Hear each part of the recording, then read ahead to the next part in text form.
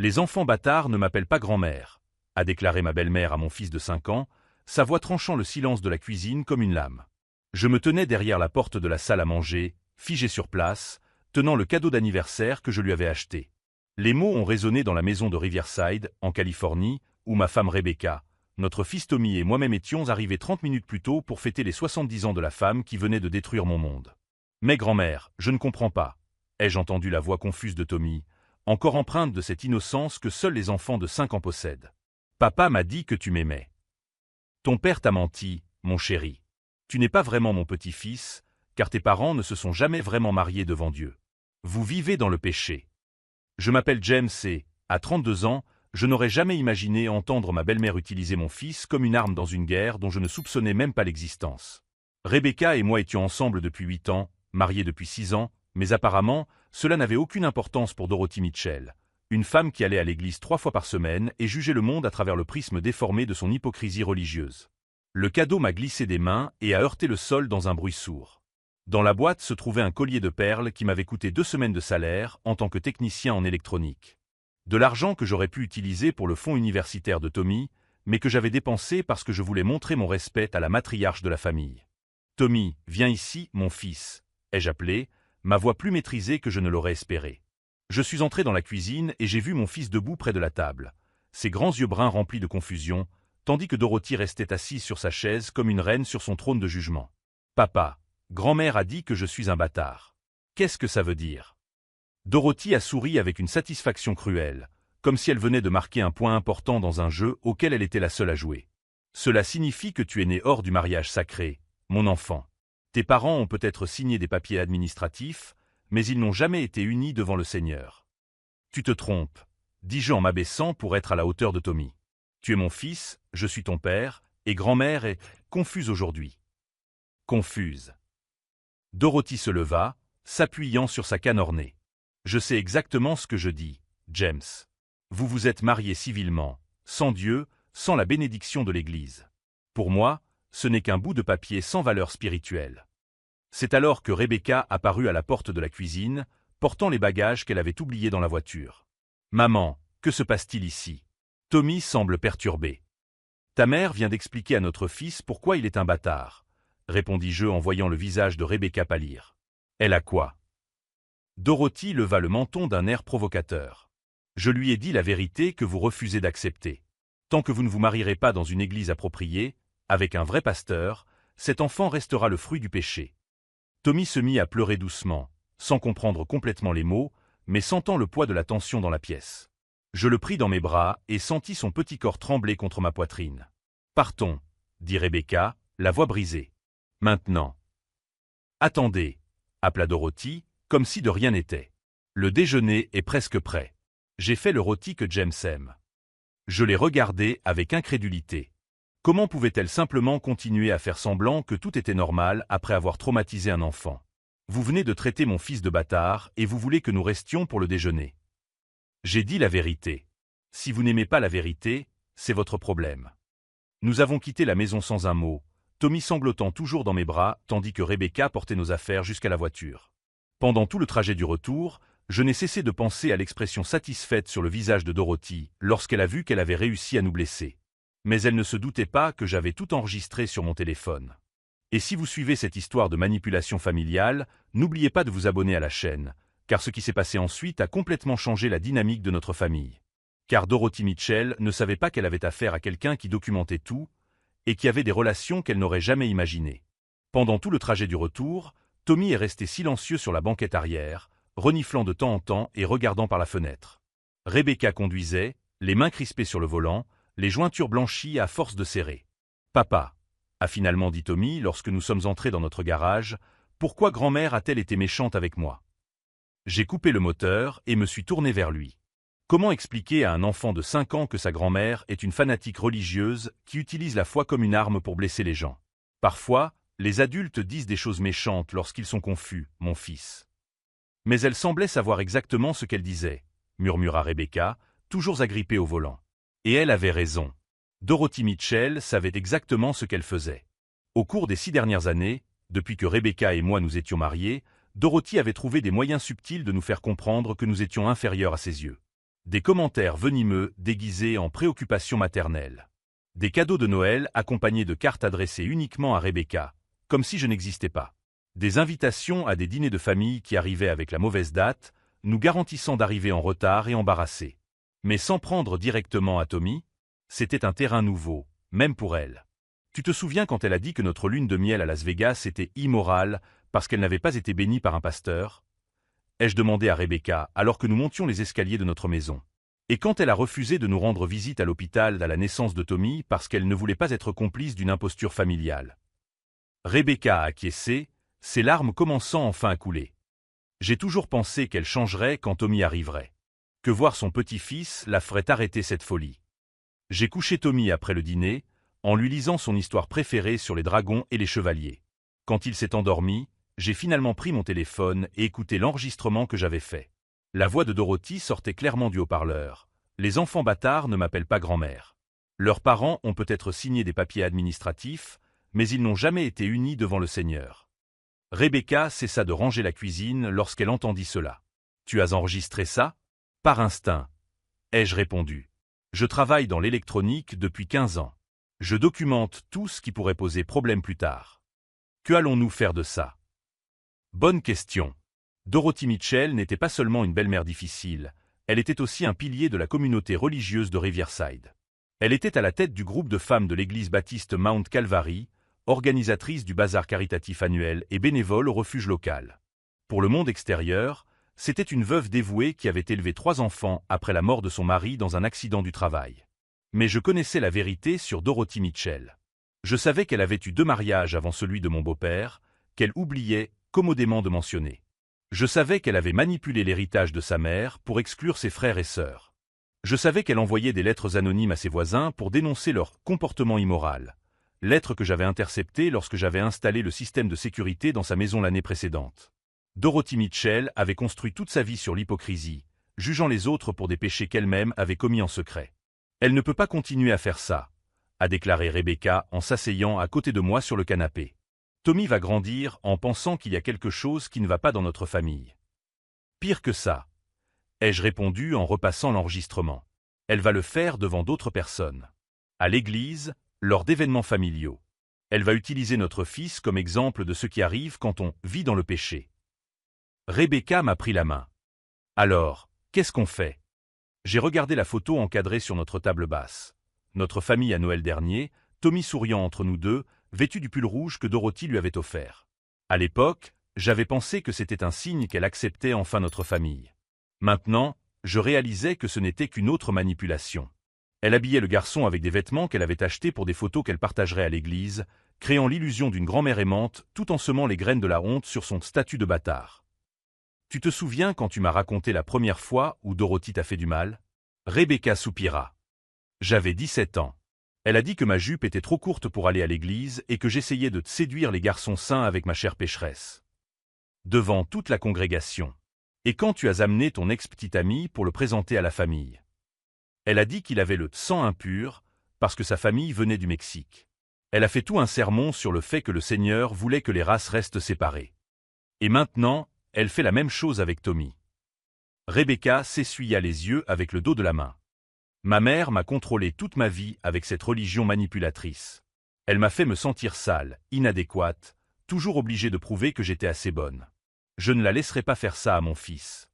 C'est là que j'ai décidé que Dorothy Mitchell s'était attaquée à la mauvaise personne. Elle ne savait pas que j'avais accès à des systèmes dont elle n'avait même pas idée.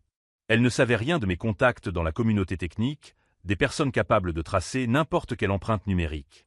Elle ne savait pas que je documentais tout, une compétence que j'avais développée en travaillant sur des contrats d'entreprise, où un mot mal placé pouvait coûter des millions.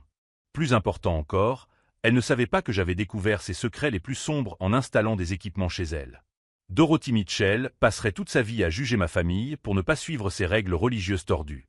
Mais que se passerait-il si toute la congrégation savait qui elle était vraiment derrière son apparence de sainteté? Rebecca, dis-je en arrêtant l'enregistrement au moment précis où Dorothy traita notre fils de bâtard. Tu te souviens quand ta mère disait que Dieu punit toujours les pécheurs? Toujours. Il est peut-être temps qu'elle découvre ce que c'est que d'être de l'autre côté du jugement. Car Dorothy Mitchell n'avait aucune idée que j'avais trouvé toutes les lettres qu'elle n'avait jamais envoyées, rangées dans une boîte dans le grenier. Des lettres détaillant des secrets qui détruiraient non seulement sa réputation, mais aussi toute la structure du pouvoir qu'elle avait construite au sein de la communauté religieuse. Et maintenant, j'avais un enregistrement d'elle en train de traumatiser un enfant de 5 ans. Le plan a commencé à prendre forme dans mon esprit, tandis que je regardais ma femme pleurer à cause des paroles cruelles que sa mère avait dites à notre fils. Dorothy Mitchell voulait jouer au jeu du jugement religieux? Parfait. Mais cette fois, elle allait découvrir ce qui se passe quand quelqu'un qui a de vrais moyens décide d'appliquer ses propres règles contre elle. Dans les jours qui ont suivi l'incident, Tommy a commencé à poser des questions qui nous transperçaient le cœur comme des lames acérées. « Papa, pourquoi je ne peux pas avoir une grand-mère normale comme les autres garçons de l'école? Maman, est-ce que toi et papa allez vous séparer parce que vous n'êtes pas vraiment mariés?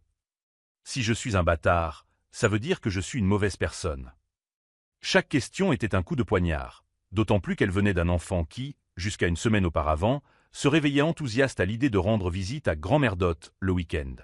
Rebecca pleurait dans la salle de bain après que Tommy se soit endormi, essayant de comprendre comment sa propre mère avait pu semer des graines de honte aussi profondes dans l'esprit d'un enfant innocent. Mais Dorothy n'en avait pas fini. Le mercredi suivant l'incident, elle s'est présentée à l'école de Tommy pendant l'heure du déjeuner. Non pas pour s'excuser ou essayer de réparer les dégâts qu'elle avait causés, mais pour expliquer la situation à la professeure, Madame Martinez. Tommy est rentré à la maison, ce jour-là visiblement bouleversé. « Papa, grand-mère est venue à mon école aujourd'hui. » Mon sang s'est glacé. « Qu'est-ce qu'elle a dit, mon fils? » Elle a dit à Madame Martinez que vous n'étiez pas vraiment mariés et qu'elle ne voulait plus que je sois considéré comme son petit-fils dans les documents scolaires. Madame Martinez était confuse et a demandé si vous étiez en train de divorcer. Rebecca a laissé tomber les assiettes qu'elle était en train de laver, la vaisselle faisant un grand bruit dans l'évier. Elle est allée à l'école, sans notre permission? Et ce n'est pas tout, a poursuivi Tommy, sa petite voix tremblante. Elle a dit à Madame Martinez qu'il vaudrait peut-être mieux que je m'assoie seul pendant les activités sur la famille parce que ma famille est différente. C'est là que j'ai craqué. Pas extérieurement. J'ai gardé ma voix calme et j'ai réconforté Tommy en lui disant qu'il avait la famille la plus normale et la plus aimante du monde. Mais intérieurement, quelque chose de fondamental s'est brisé. Dorothy Mitchell avait franchi une ligne dont je ne soupçonnais même pas l'existence. Attaquer notre famille dans l'intimité de son foyer était une chose.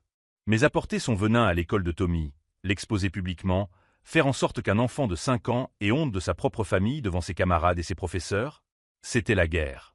Ce soir-là, après que Tommy se soit enfin endormi après 2 heures de questions anxieuses sur les raisons pour lesquelles les adultes étaient si compliqués, j'ai appelé mon beau-frère Mark, le petit frère de Rebecca. « James? Il est tard, mec. Tout va bien?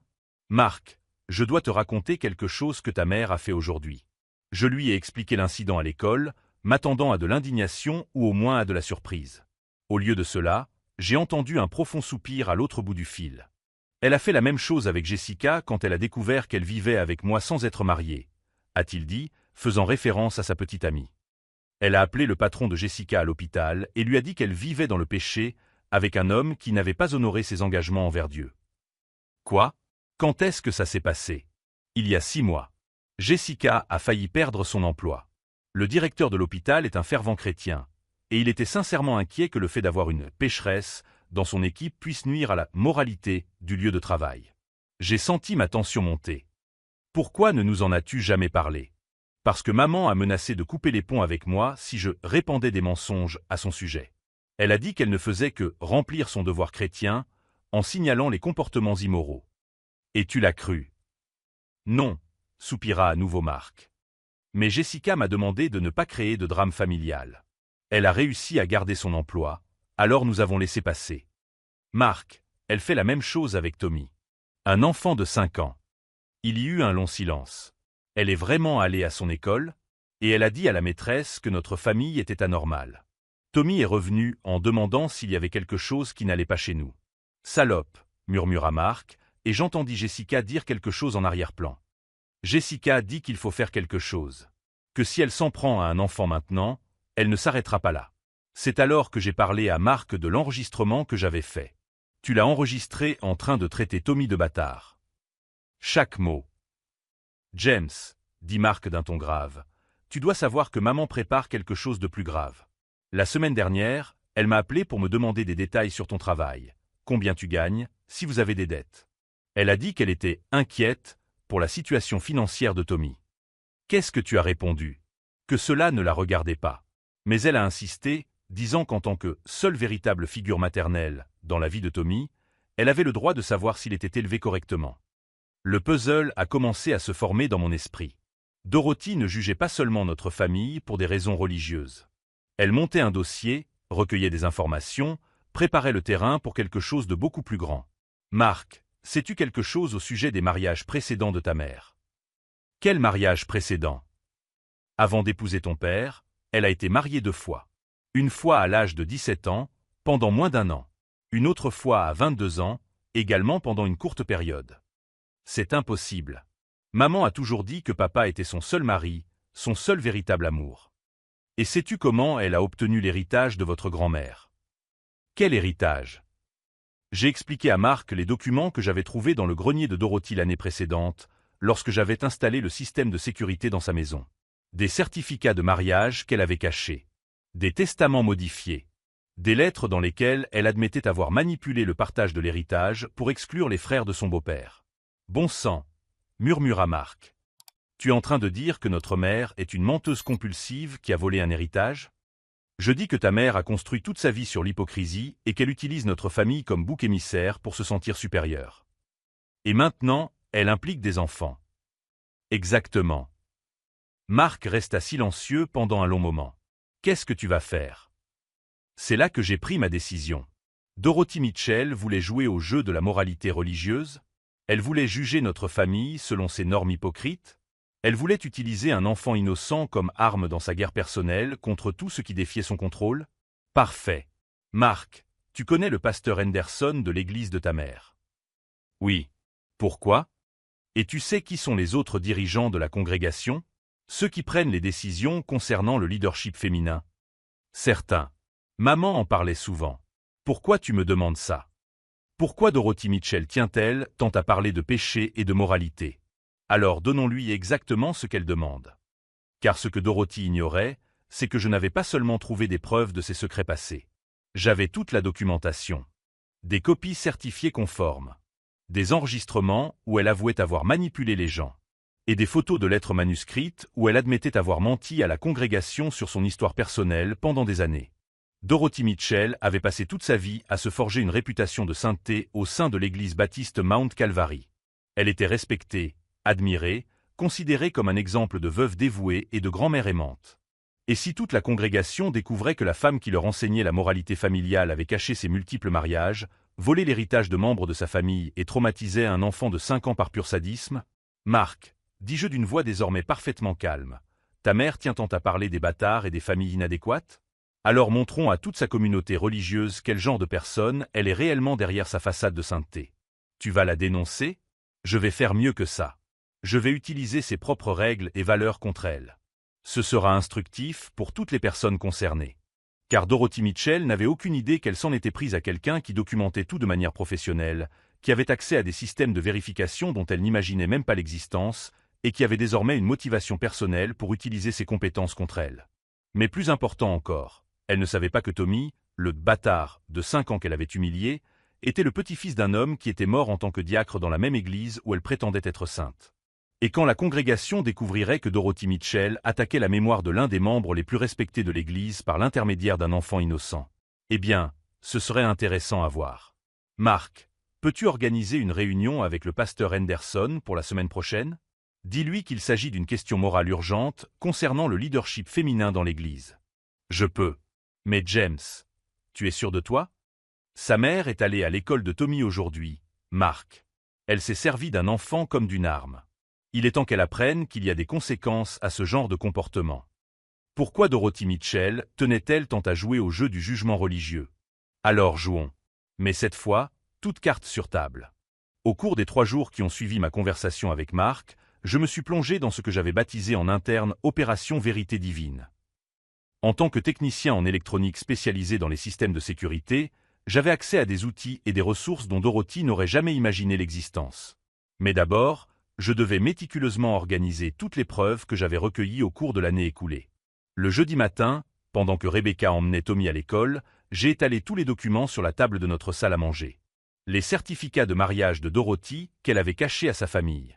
Les copies certifiées conformes des testaments modifiés. Les photographies des lettres manuscrites dans lesquelles elle avouait avoir manipulé l'héritage de sa belle-mère. Et, bien sûr, l'enregistrement cristallin d'elle en train de traumatiser un enfant de 5 ans. Le téléphone a sonné pendant que je cataloguais les preuves. James, c'est le pasteur Henderson. Mark m'a dit que vous vouliez me parler d'une question urgente concernant notre sœur Dorothy. Pasteur, merci de m'avoir rappelé. Oui, il s'agit de comportements qui pourraient ne pas être conformes aux valeurs de notre communauté religieuse. Je comprends.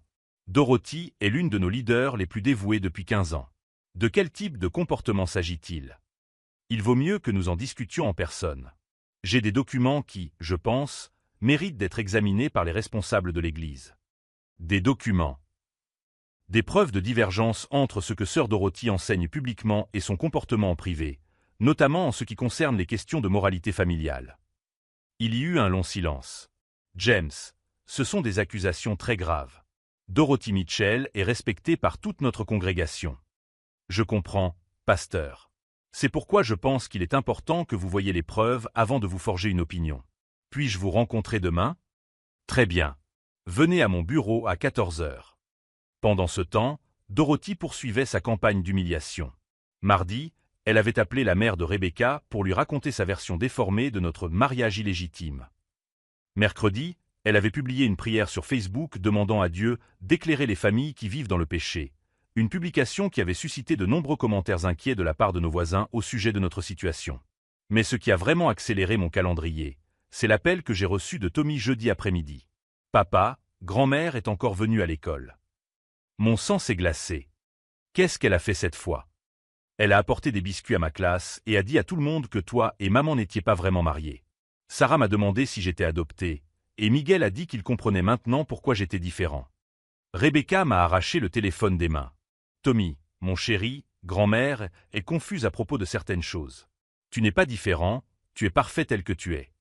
Après que Tommy ait raccroché, Rebecca s'est tournée vers moi, les larmes aux yeux.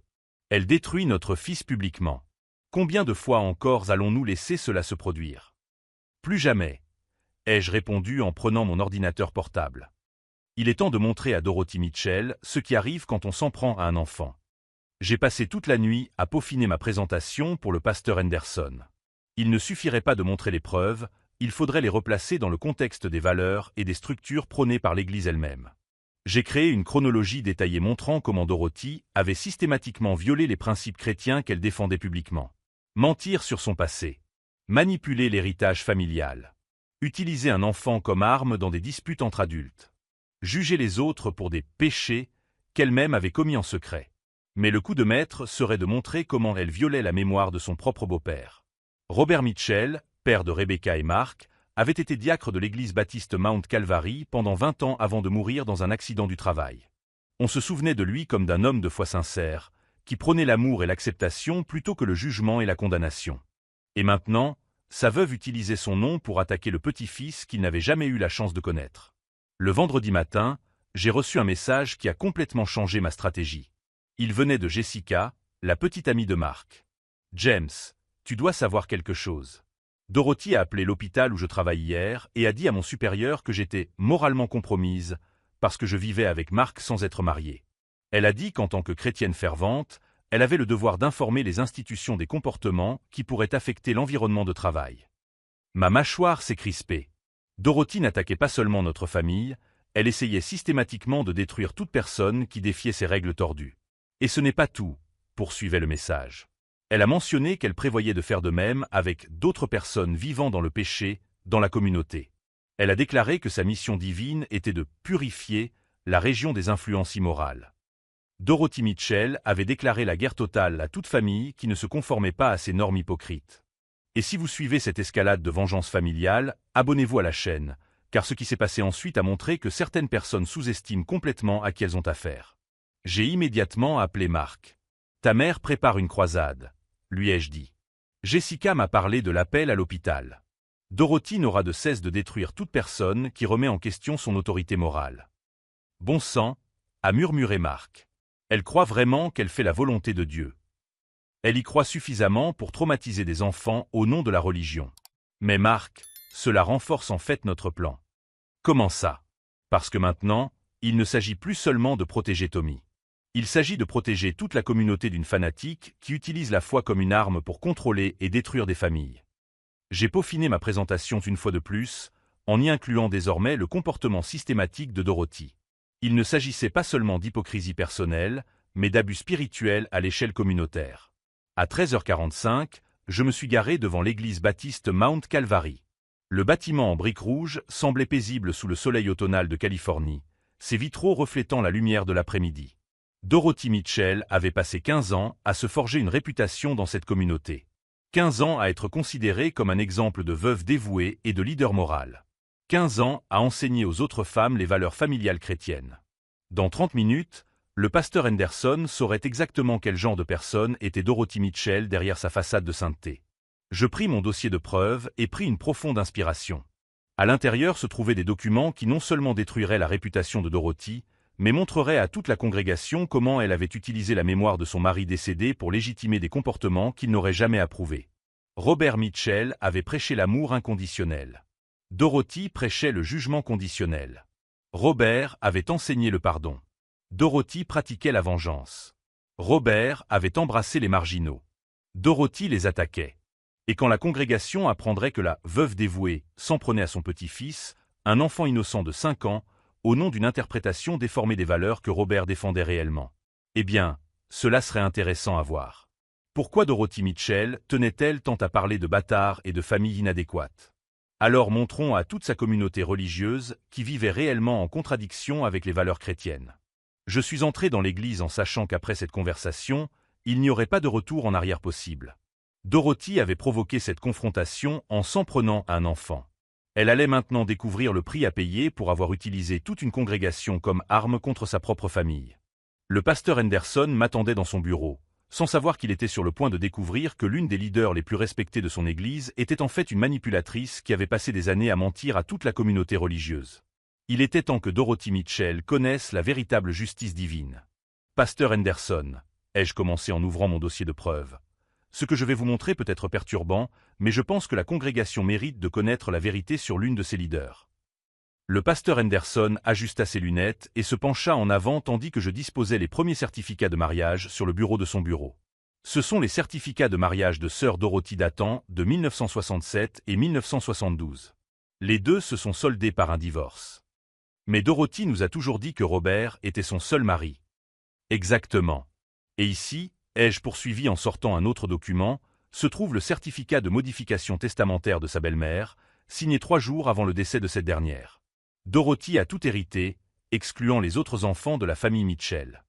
Le pasteur Henderson a examiné les documents en silence, son expression devenant de plus en plus sombre. Et ce n'est pas tout, pasteur. J'ai lancé l'enregistrement sur mon téléphone. La voix de Dorothy a rempli le petit bureau. Les enfants bâtards ne m'appellent pas grand-mère. Leurs parents ont peut-être signé des papiers administratifs, mais ils n'ont jamais été unis devant le Seigneur. Cet enregistrement a été fait il y a 1 semaine, chez Dorothy. L'enfant qu'elle humilie est mon fils de 5 ans, Tommy. Le petit-fils de Robert Mitchell, l'un des diacres les plus respectés de cette église. Le pasteur Henderson a éteint l'enregistrement, les mains légèrement tremblantes. James, c'est bouleversant. Mais je dois vérifier l'authenticité de ces documents avant de prendre toute mesure. Bien sûr. C'est pourquoi j'ai apporté les certificats originaux avec les cachets officiels. Et j'ai aussi apporté ceci. Je posais sur la table une série de photographies des lettres manuscrites que Dorothy avait écrites pour avouer ses manipulations familiales. Elle documente tout, pasteur. Elle admet même avoir menti sur son passé pendant le processus qui l'a amenée à devenir la responsable féminine de l'Église. Le pasteur Henderson a étudié les photos pendant plusieurs minutes. James, si tout cela est vérifié, Dorothy a non seulement trahi notre confiance, mais aussi les principes fondamentaux qui régissent le fonctionnement de notre Église. Et ce n'est pas seulement notre famille qu'elle attaque, ai-je ajouté, en lui parlant de Jessica et Mark, des voisins qu'elle avait dénoncés anonymement, de sa croisade auto-imposée pour purifier la communauté. Elle utilise la foi comme une arme, pasteur, et les enfants comme cible. À ce moment-là, la secrétaire de l'église a frappé à la porte. Pasteur Henderson, sœur Dorothy est ici. Elle dit qu'elle doit vous parler de toute urgence d'une question familiale. Mon sang se glaça.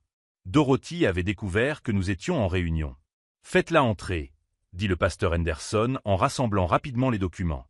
Dorothy entra dans le bureau avec son sourire habituel de supériorité morale, mais elle se figea lorsqu'elle me vit assis là. « James, que fais-tu ici ?»« Une conversation pastorale, » répondis-je calmement. Le pasteur Henderson me conseillait sur des questions familiales. « Ah, » dit-elle, clairement méfiante. « Eh bien, pasteur, je suis venu vous parler de mon inquiétude croissante concernant le bien-être spirituel de mon petit-fils. Son père l'élève dans un environnement aux valeurs discutables. » Le pasteur Henderson m'a regardé, puis Dorothy. « Quel genre de valeurs discutables, sœur Dorothy ?»« Eh bien, pour commencer, ils ne sont pas mariés devant Dieu. » Et James s'est montré hostile à mes tentatives de guider l'enfant vers la droiture chrétienne. Pouvez-vous nous en dire plus sur ces tentatives d'orientation? Dorothy ne remarqua pas le ton prudent dans la voix du pasteur. Hier encore, je me suis rendu à l'école de l'enfant pour expliquer à l'enseignante la situation familiale particulière. J'ai jugé important que les éducateurs sachent que Tommy vient d'un foyer non traditionnel. Et qu'avez-vous dit précisément à l'enseignante?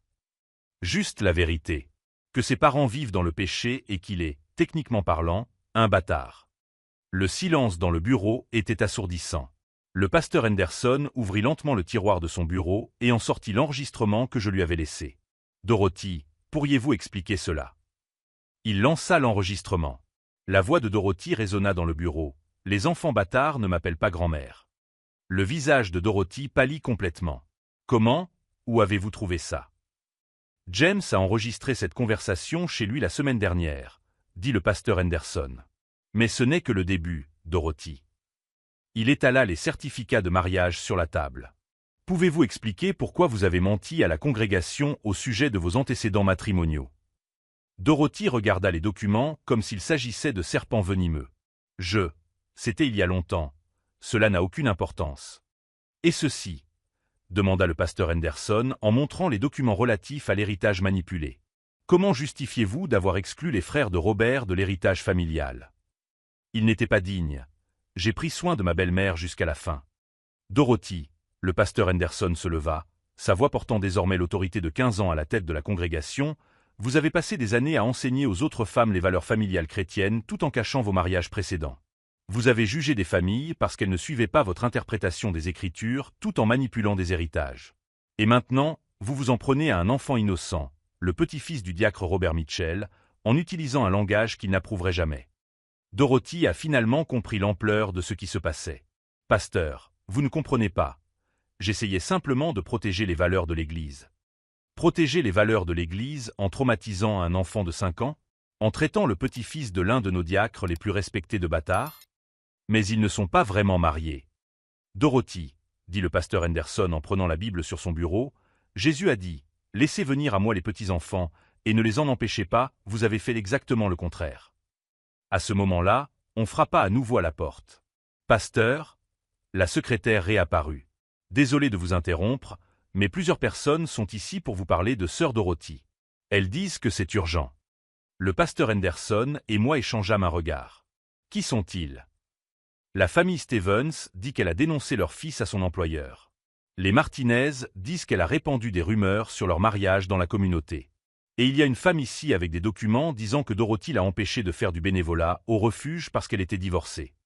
Dorothy s'est appuyée sur sa chaise, comprenant enfin que son réseau de contrôle était en train de s'effondrer. « Ce ne sont que des mensonges. » murmura-t-elle. « Dorothy, » dit le pasteur Henderson avec tristesse, il semble que vos méthodes de protection des valeurs chrétiennes aient blessé de nombreuses familles de cette communauté.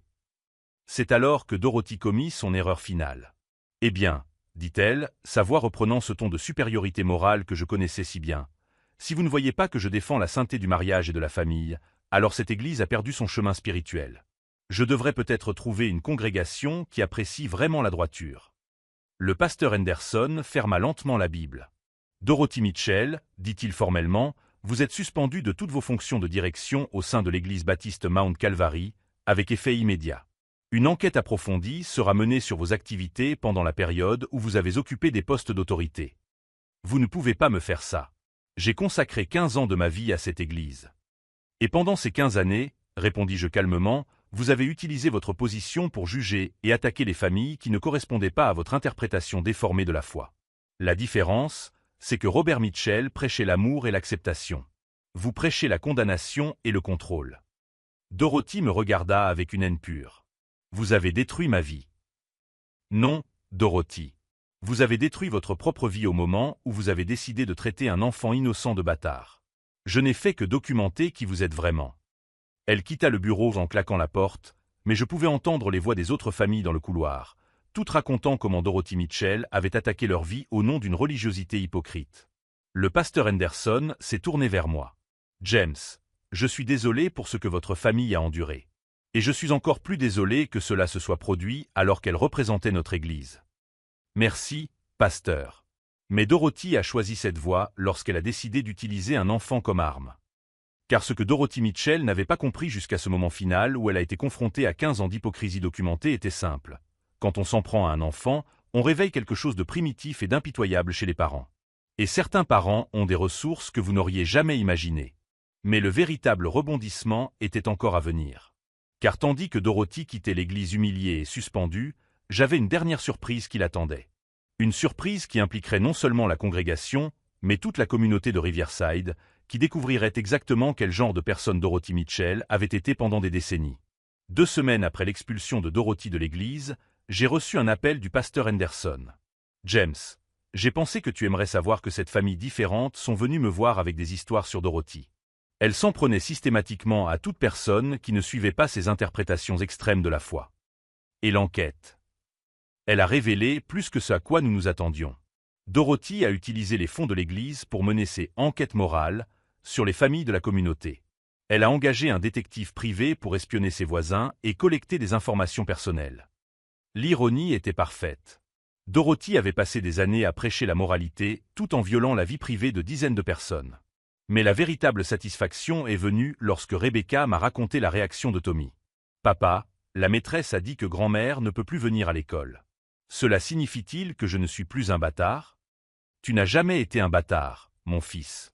Tu as toujours été parfait tel que tu es. » Tommy sourit avec le soulagement pur que seuls les enfants peuvent exprimer. Je peux continuer à vous appeler, toi et maman, ma famille. Pour toujours. Marc a appelé à la fin de la semaine. James, maman m'a appelé en pleurant. Elle m'a dit qu'elle avait perdu tous ses amis à l'église, que les femmes du groupe de prière l'avaient exclue et que même le marché local était froid avec elle. Comment te sens-tu à ce sujet? Honnêtement, soulagé. Jessica peut enfin travailler sans craindre l'ingérence de Dorothy. Et je peux respirer sans me soucier de savoir quelle famille elle va attaquer ensuite. Et Dorothy? Elle vit avec sa sœur à San Diego. Elle a dit que Riverside avait perdu ses valeurs chrétiennes et qu'elle devait trouver une communauté qui comprenne la véritable moralité. 3 mois plus tard, Rebecca, Tommy et moi étions au cimetière pour visiter la tombe de Robert Mitchell. Tommy avait insisté pour apporter des fleurs à le grand-père qu'il n'avait jamais connu. « Papa, » a dit Tommy en disposant les marguerites jaunes sur la pierre tombale, « tu crois que grand-père Robert m'aurait aimé? Je suis sûr qu'il t'aurait aimé tel que tu es, mon fils. » Rebecca m'a pris la main. Papa a toujours dit que la famille, ce n'est pas une question de papier signé ou de cérémonies officielles. C'est une question d'amour, de respect et d'attention les uns pour les autres. C'est là que j'ai compris que Dorothy avait complètement échoué à comprendre l'héritage de son propre mari. Robert Mitchell avait enseigné l'amour inconditionnel. Dorothy prônait le jugement conditionnel. Aujourd'hui, 6 mois après l'incident, Tommy ne demande plus s'il est un bâtard. Il ne se soucie pas de savoir si notre famille est normale ou différente. Il vit simplement comme un enfant de 5 ans devrait vivre, heureux, en sécurité et aimé. Rebecca est plus forte que je ne l'ai jamais vue. Se libérer de la manipulation toxique de sa mère lui a permis de s'épanouir en tant que personne et en tant que mère. Et moi, j'ai appris que parfois, protéger sa famille signifie utiliser des outils dont on n'aurait jamais imaginé avoir besoin.